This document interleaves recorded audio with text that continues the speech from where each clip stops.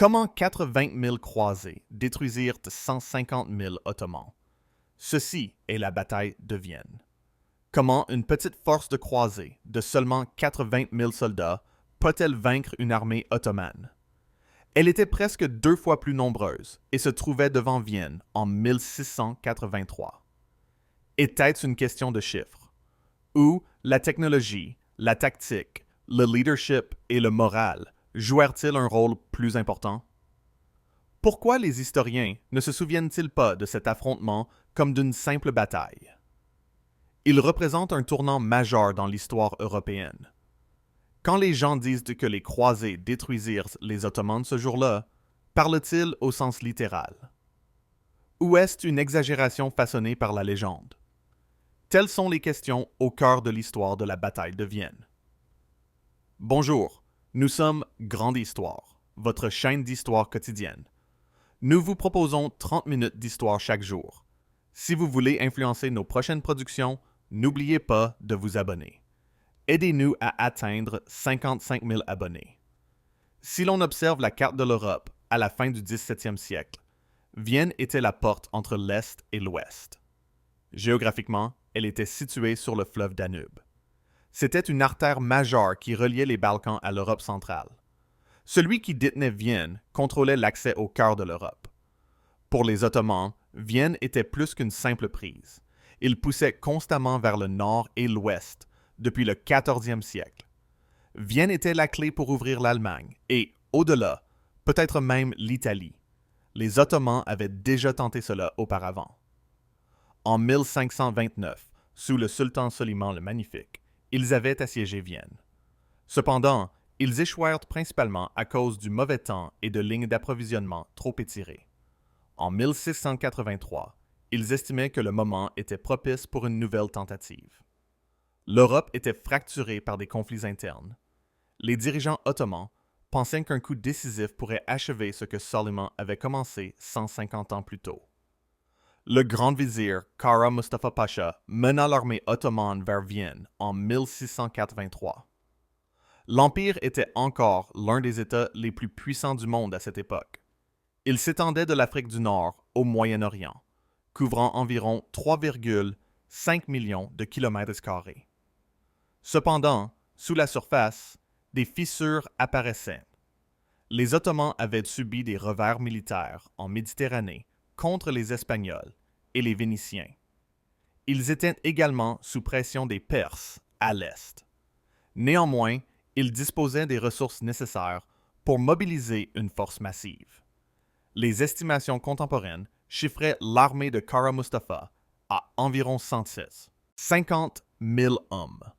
Certains historiens modernes suggèrent que le nombre réel se situait entre 120 000 et 140 000. Cette force comprenait des janissaires d'élite, une cavalerie connue sous le nom de Spahis, des unités d'artillerie et des alliés comme les Tatars de Crimée. Kara Mustafa lui-même était ambitieux. Certains diraient qu'il l'était excessivement. Il rêvait non seulement de prendre Vienne, mais d'en faire un joyau de l'Empire ottoman. Contrairement à Soliman en 1529, Kara Mustafa voulait prendre Vienne intacte. Il visait à préserver sa richesse et sa beauté. Ce choix d'éviter un bombardement à grande échelle s'avéra être l'une de ses erreurs fatales. Alors, comment les Ottomans marchèrent-ils jusqu'à Vienne? L'histoire commence dans les Balkans, des territoires déjà sous contrôle ottoman. De là, Kara Mustafa lança sa campagne au printemps 1683. En juillet, ses forces avaient pénétré les terres des Habsbourg et encerclé Vienne avec un campement massif. La ville comptait une population d'environ 15 000 soldats et civils. Ils étaient appuyés par environ 11 000 soldats sous le commandement du comte Ernst Rüdiger von Starhemberg.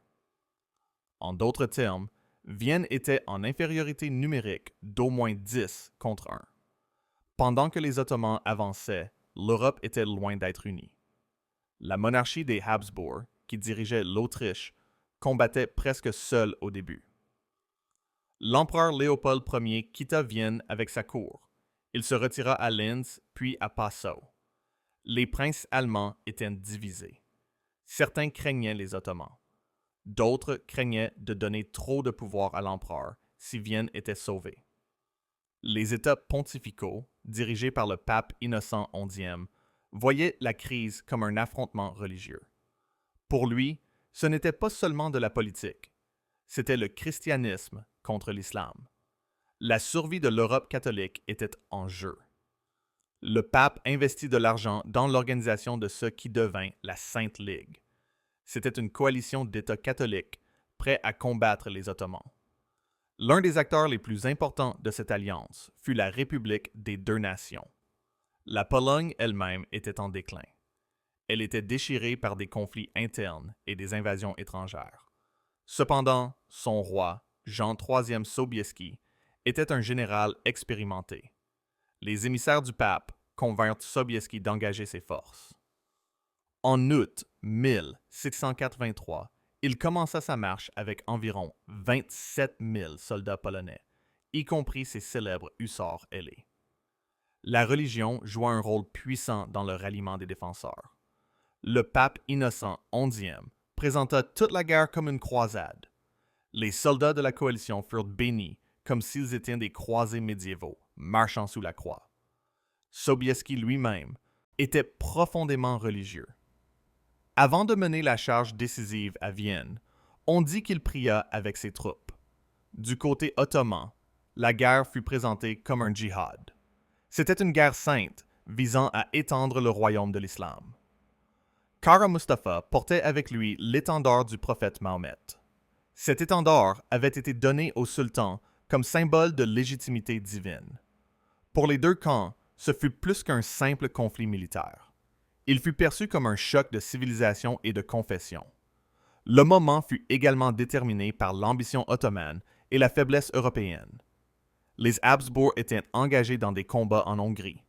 Les Polonais étaient distraits par des conflits avec les Cosaques et les Suédois. Les princes allemands se disputaient le pouvoir. Kara Mustafa vit une opportunité de frapper lorsque l'Europe était divisée. Il espérait remporter une victoire qui rivaliserait avec les jours de gloire de Soliman. Les Ottomans marchèrent en Europe centrale avec une armée estimée à environ 150 000 hommes. Normalement, si l'on dispose de près du double des effectifs, les chances sont en sa faveur. Mais, comme pour tant de tournants de l'histoire, le résultat ne fut pas qu'une question de nombre. Il s'agissait de la manière dont ces hommes étaient organisés et approvisionnés. Cela concernait qui les dirigeait et ce qui les poussait en avant. La force ottomane était massive. Il ne s'agissait pas d'un seul type de soldats. Ils avaient les janissaires, le corps d'infanterie d'élite qui fut l'épine dorsale de la machine militaire ottomane pendant des siècles. En 1683, ils étaient encore craints. Cependant, leur discipline n'était plus tout à fait celle qu'elle avait été 100 ans plus tôt. À leur côté se trouvaient les spahis, la cavalerie ottomane. Ils avaient traditionnellement reçu des terres en échange de leur service militaire. L'armée comprenait également des Tatars de Crimée, des alliés montés spécialisés dans les raids rapides et la mobilité. Les unités d'artillerie et les ingénieurs apportaient un équipement de siège lourd. C'était une armée complète, capable d'encercler et de pilonner une forteresse comme Vienne. Le problème était qu'une si grande armée consommait énormément. Nous parlons de nourrir, d'abreuver et d'approvisionner environ 150 000 hommes, sans oublier des dizaines de milliers de chevaux. Des historiens comme Andrew Wheatcroft soulignent que le système logistique ottoman devait s'étendre des Balkans jusqu'aux abords de Vienne. Cela représentait des centaines de kilomètres de chariots, de bœufs et de bateaux fluviaux, juste pour assurer le flux de nourriture et de munitions. À la fin de l'été 1683, ces lignes d'approvisionnement étaient sous pression. Le fourragement devint plus difficile, car la terre autour de Vienne avait déjà été dépouillée. Le transport de céréales ou de poudre à canon depuis la Hongrie ou les Balkans devenait plus lent et plus risqué. Des partis de pillards chrétiens attaquaient les convois. Les soldats souffraient de la faim, Le fourrage pour les chevaux manquait et le moral baissait. Le grand vizir Kara Mustafa était aux commandes de cette armée ottomane. Selon tous les témoignages, il était ambitieux. Certains diraient même qu'il était arrogant. Il ne voulait pas de Vienne comme une simple conquête. Il la voyait comme un joyau qui prouverait sa grandeur. Au lieu de lancer des assauts rapides et décisifs, il préféra un siège long et épuisant. Cela jouait sur l'une des forces de son armée. Les Ottomans possédaient parmi les meilleurs ingénieurs de siège au monde. Le siège commença le 14 juillet 1683. La méthode utilisée par les Ottomans relevait de la guerre de siège classique du XVIIe siècle. Les Ottomans creusaient des parallèles, des tranchées en zigzag qui se rapprochaient des murs. Leurs artilleurs pilonnaient les fortifications jour et nuit. Ils creusaient des tunnels sous les bastions. Ils les remplissaient de poudre et faisaient exploser des sections de murs avec des déflagrations soigneusement chronométrées. Fin août, plusieurs bastions extérieurs avaient été détruits ou gravement endommagés. Certaines des défenses extérieures s'effondraient littéralement dans les cratères laissés par les mines. La pression était incessante. Début septembre, Vienne semblait ne tenir qu'à un fil. À l'intérieur de la ville, les conditions étaient brutales. Les défenseurs étaient dirigés par le comte Ernst Rüdiger von Starhemberg. Il ne commandait que quelques milliers de soldats efficaces au début. Certains récits parlent d'environ 5 000 à 6 000 soldats réguliers. Ils étaient soutenus par des civils armés et des volontaires. Cette petite force devait tenir face à une armée plus de 20 fois plus nombreuse. Les défenseurs avaient leurs propres canons. Étonnamment, des rapports suggèrent qu'ils avaient peut-être plus de pièces d'artillerie fonctionnelles que les Ottomans. Cependant, les canons ne nourrissent pas les gens. En septembre, les réserves de pain et de céréales étaient presque épuisées. Les chevaux et le bétail furent abattus. Tout ce qui pouvait être mangé était rationné. Des réfugiés s'entassaient dans la ville, augmentant la tension. Les maladies se propagèrent dans les quartiers exigus et insalubres. Le typhus et la dysenterie firent des ravages parmi les soldats et les civils. Starhemberg tenta de maintenir la discipline par des punitions sévères, mais le moral chutait rapidement. Les gens vivaient dans une peur constante. Ils s'inquiétaient non seulement de la faim et de la maladie, mais aussi de ce qui se passerait si les Ottomans franchissaient les murs. Pendant ce temps, les Ottomans avaient leurs propres problèmes. À la fin de l'été, les soldats ottomans souffraient également de la faim. Le fourrage pour les chevaux venait à manquer. Une armée de cette taille consomme des ressources énormes. Les historiens modernes estiment à des centaines de tonnes la quantité de céréales et de fourrage consommés chaque semaine. Plus le siège s'éternisait, plus les pénuries rongeaient le camp ottoman. La désertion et la maladie augmentaient. Le moral commençait à s'effriter. Les décisions de leadership de Kara Mustafa firent toute la différence ici. Il voulait Vienne intacte comme un joyau pour exhiber sa victoire. Cela signifiait qu'il évitait les assauts frontaux à grande échelle. De telles attaques auraient pu submerger les défenseurs, mais auraient laissé la ville en ruine. Au lieu de cela, il s'en tint à un siège lent et méthodique. Le problème avec cette approche était le temps. Chaque jour passé à creuser et à bombarder était un jour de plus pour les puissances chrétiennes pour mobiliser une armée de secours. Rétrospectivement, de nombreux historiens soutiennent que la prudence de Kara Mustafa fut sa plus grande erreur. Son refus de risquer une prise d'assaut désordonnée de la ville donna du temps à ses ennemis. Il a peut-être cru faire preuve d'ingéniosité. Cependant, il donna à ses ennemis exactement le temps dont ils avaient besoin. La vie quotidienne à Vienne, pendant ces 2 mois, devint un cauchemar de bruit, de peur et de privation. Des témoins oculaires décrivirent des tirs de canon constants. Les nuits étaient illuminées par les explosions des mines. Les murs tremblaient sous les bombardements. Des quartiers entiers de maisons furent démolis par les défenseurs pour dégager les chambres de tir. Des familles se serraient dans les caves pour éviter l'effondrement des murs. Les enfants souffraient de la faim. La maladie emporta des centaines de vies. Les cimetières débordaient. La peur de ce qui se passerait si les Ottomans entraient planait sur tous. Cela incluait un éventuel massacre, l'esclavage, ou pire encore. Et pourtant, incroyablement, les défenseurs tinrent bon juste assez longtemps. Au début du mois de septembre, les défenseurs de Vienne mouraient de faim à l'intérieur des murs. Une armée alliée de 10 000 hommes était en route pour briser le siège. Le roi Jean III Sobieski venait de signer un traité avec l'empereur Habsbourg Léopold Ier plus tôt cette année-là. Ce traité promettait de l'aide si Vienne était attaquée.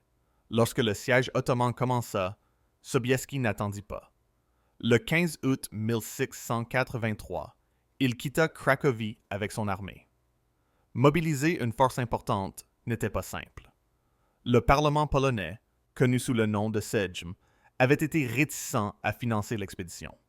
Par conséquent, Sobieski avança lui-même une grande partie de l'argent. Il loua des chariots, assura les provisions et promit as. Ces hommes que l'or impérial les rembourserait finalement. Ce pari financier lui permit d'agir rapidement. Il parcourut des centaines de kilomètres en seulement 3 semaines. Sa force réussit à atteindre le Danube avant les Ottomans. En termes militaires, cette vitesse était presque imprudente.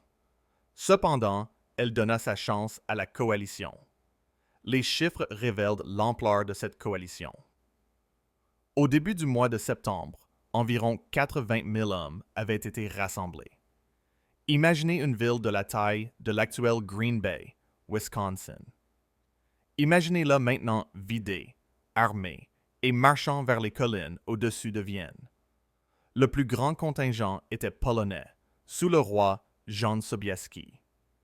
Il dirigea personnellement environ 20 000 soldats, dont 3 000 de ses célèbres hussards ailés.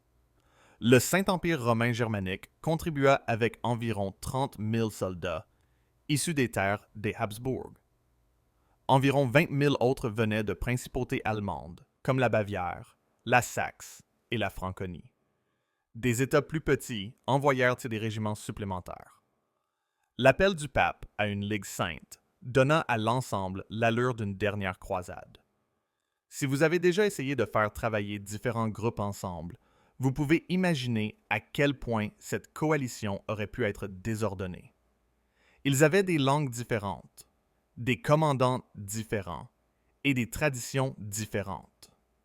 Ce n'était pas une armée qui s'assemblait naturellement, mais la situation était si désespérée que l'unité était la seule option. Sobieski fut choisi comme commandant en chef. Cela était dû en partie à sa réputation de chef de guerre. C'était aussi parce que les Polonais avaient marché le plus loin et étaient prêts à se battre. L'empereur du Saint-Empire romain germanique, Léopold Ier, avait fui Vienne plus tôt. Cela laissa à Sobieski la possibilité de prendre les commandes sans froisser trop de susceptibilité.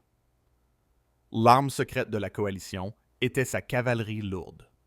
Cela incluait les hussards et les Polonais. Ces hommes n'étaient pas seulement symboliques avec leurs ailes de plume. Ils constituaient l'une des forces de choc les plus dévastatrices du XVIIe siècle. Revêtus d'armure, armés de longues lances et montés sur de puissants chevaux, ils pouvaient briser les lignes ennemies. La cavalerie plus légère ne pouvait tout simplement pas y parvenir. À Vienne, leur rôle allait s'avérer décisif. Maintenant, comparons les forces et les faiblesses. Les Ottomans disposaient de l'effectif, de l'expérience et d'un équipement de siège de premier ordre. Ils avaient la ville presque à genoux. Vienne ne comptait plus qu'environ 5 000 défenseurs à l'intérieur des murs.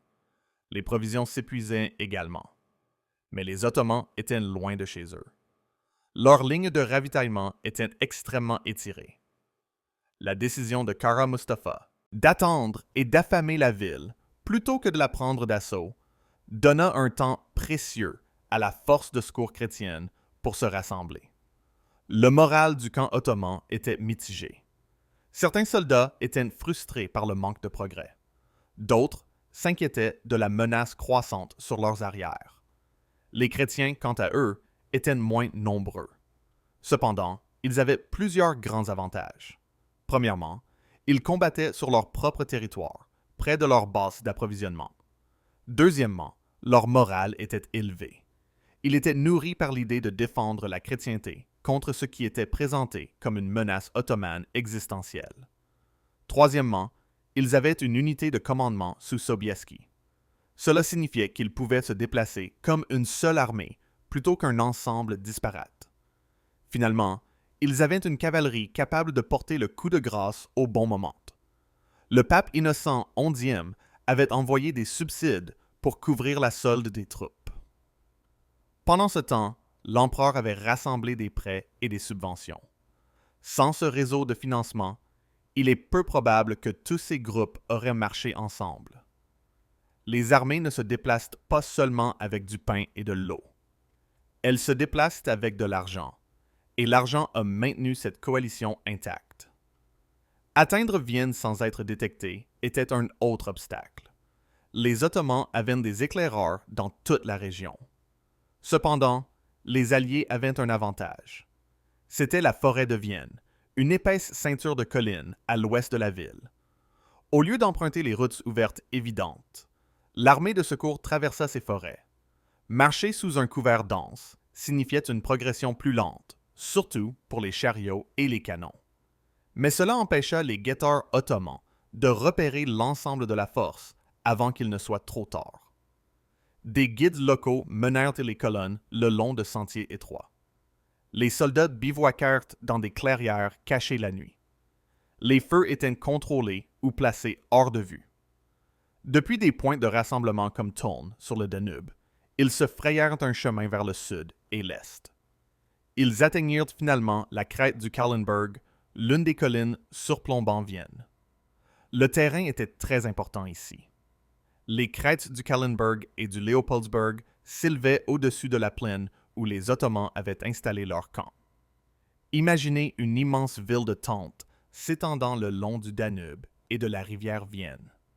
Elle était remplie d'artillerie, de lignes de chevaux et de convois de bagages.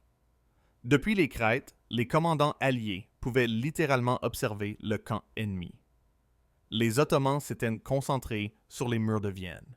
Ils avaient construit leur défense face à la ville. Leurs arrières, face aux collines, étaient plus vulnérables.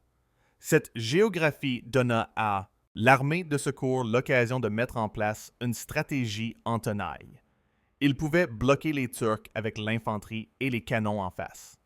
Ensuite, ils pouvaient déferler avec la cavalerie depuis les hauteurs.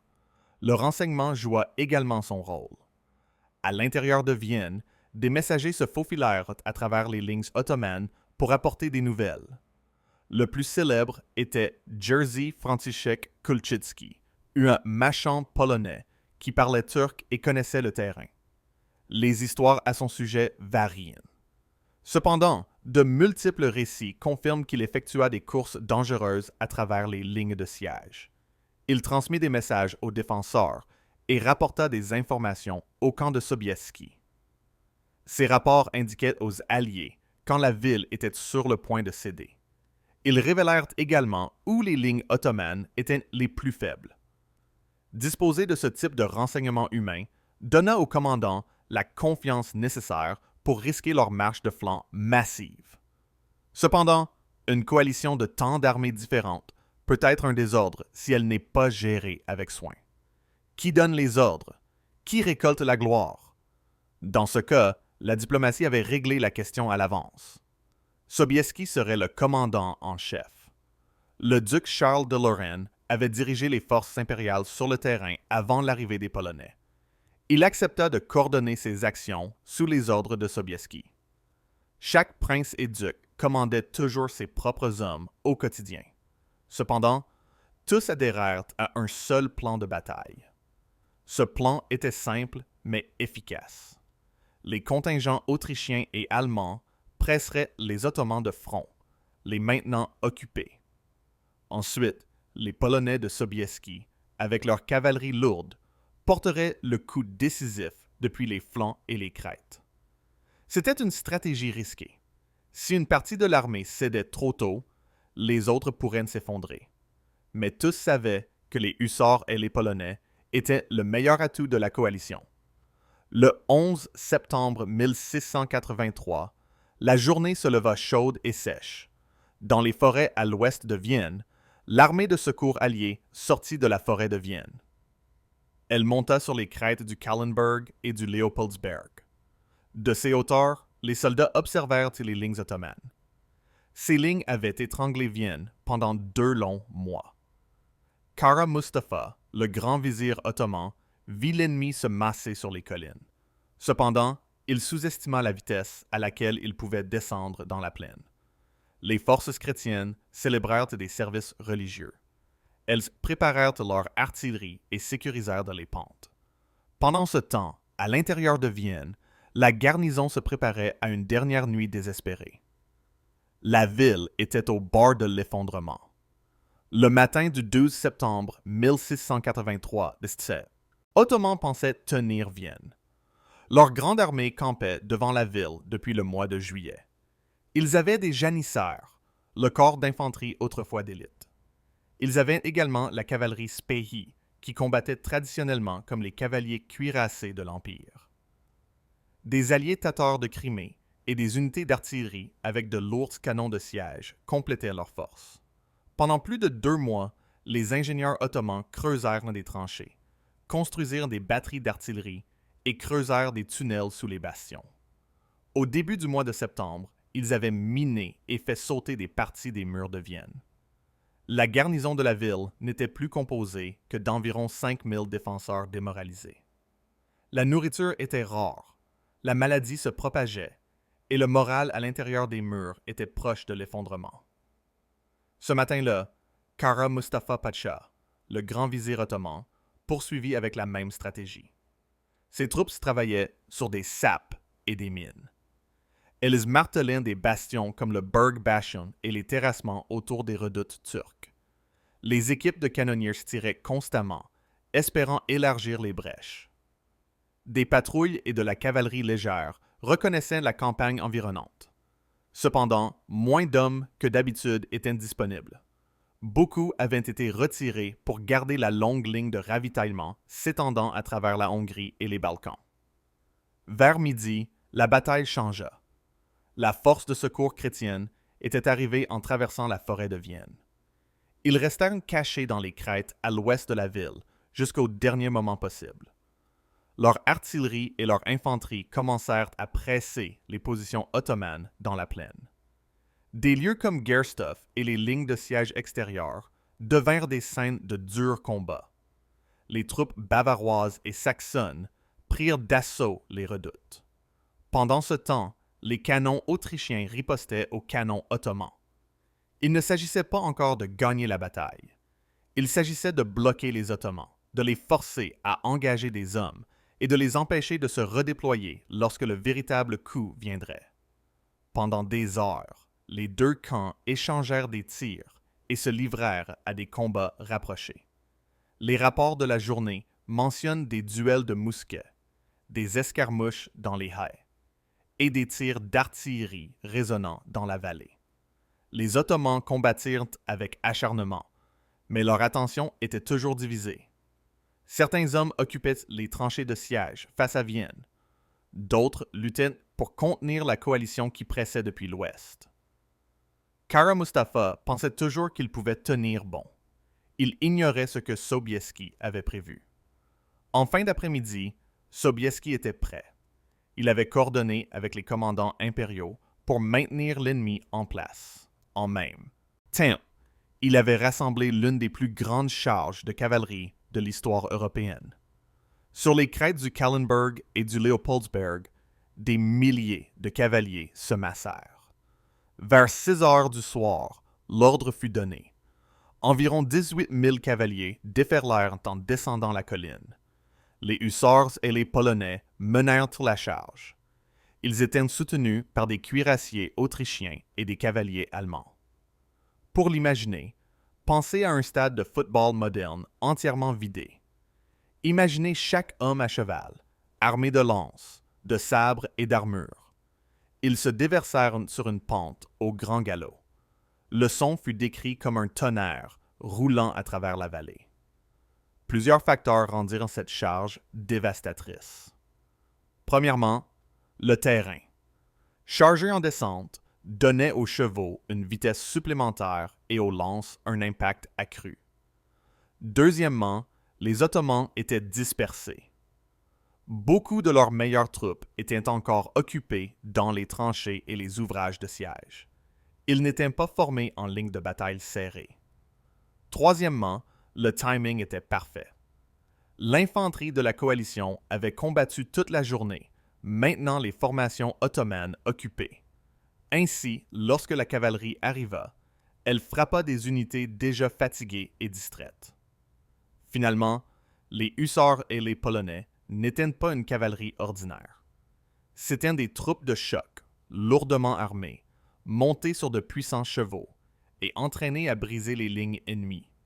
Leurs célèbres ailes de plumes ont peut-être été en partie symboliques.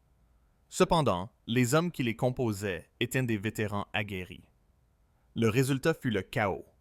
La charge ne se contenta pas de percuter les soldats. Elle visa directement les points faibles. Ces points incluaient le camp ottoman, le train de bagages, et même les tentes de commandement de Kara Mustafa. Ceci déchira les communications et sema la panique dans l'armée. Les équipages d'artillerie abandonnèrent leurs canons. Les animaux s'emballèrent et les chariots bloquèrent les voies d'évacuation. Les unités encore engagées avec l'infanterie de la coalition regardèrent par-dessus leurs épaules. Elles virent leur camp en flammes et commencèrent à céder. Kara Mustafa tenta de rallier ses hommes. Cependant, il s'enfuit bientôt avec son état-major. En quelques heures, l'armée ottomane était en pleine retraite. La bataille de Vienne se termina par des pertes stupéfiantes pour les Ottomans. Des dizaines de milliers furent tués ou capturés. Leur vaste camp fut envahi et leur morale brisée. En revanche, la coalition ne subit que quelques milliers de pertes. Ceci malgré des combats en montée et le déclenchement de la plus grande charge de cavalerie de l'histoire européenne. Ce déséquilibre montre comment un choc parfaitement synchronisé pouvait faire s'effondrer même une armée massive. Kara Mustafa, Pacha, blâmé pour le désastre, fut exécuté par strangulation avec une corde de soie. Vienne fut sauvée et l'Europe respira plus facilement. Mais cette bataille détruisit-elle vraiment les Ottomans? Ou marqua-t-elle simplement le début de leur long déclin? Beaucoup y voient l'apogée de l'expansion ottomane. Ce fut un tournant où l'élan se déplaça vers l'Europe. Son héritage perdure dans le mythe des hussards et les Polonais. Il perdure également dans la propagande, dans les légendes et dans le symbolisme du christianisme sauvé. Pourtant, des questions plus profondes demeurent. Cette victoire relevait-elle de la foi, de la politique, de la chance ou de la stratégie? Merci d'avoir regardé.